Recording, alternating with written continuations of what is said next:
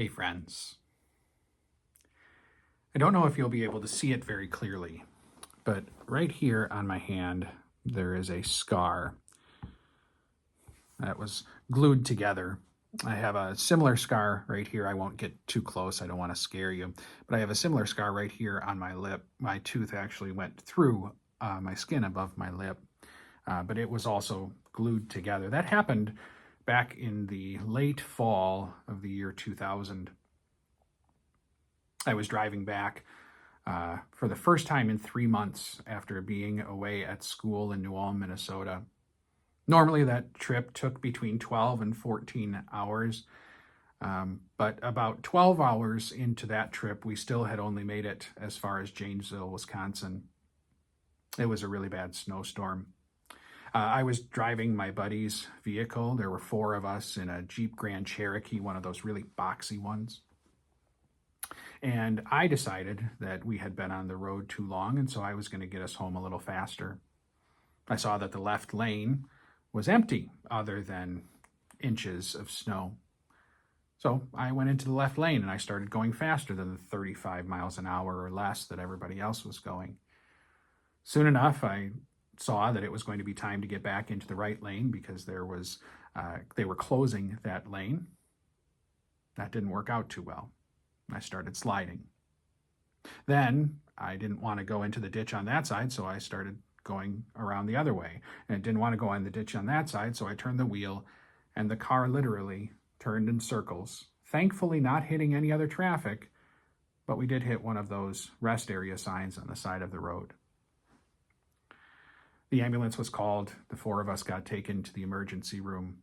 Other than cut on my hand, cut on my lip, broken nose, and a few other scrapes and scratches on my friends, we were completely fine.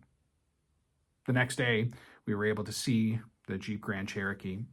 It was not fine. It was totaled.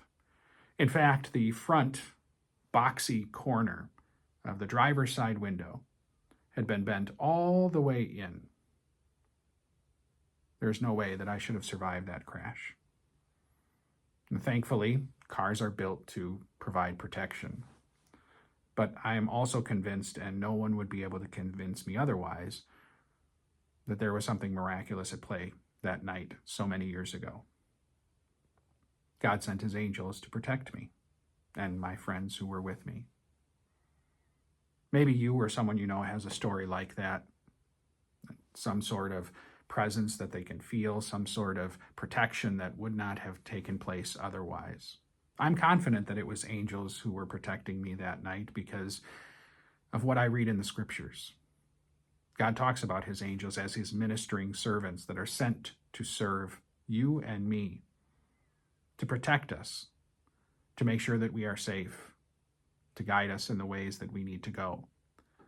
This weekend in our worship service, we're going to be celebrating a special festival. It's called St. Michael and All Angels, and we're going to learn a little bit more about God and his angels who work in our lives.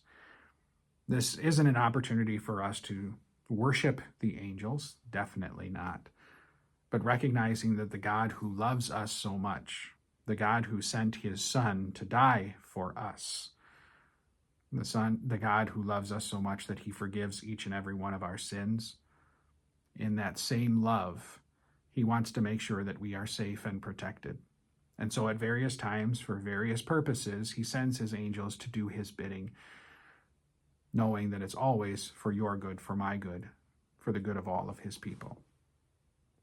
Whether you are celebrating St. Michael this weekend or not, may God bless you as you gather around his word to learn more about him and his great love for you and what he'll do to show that love for you.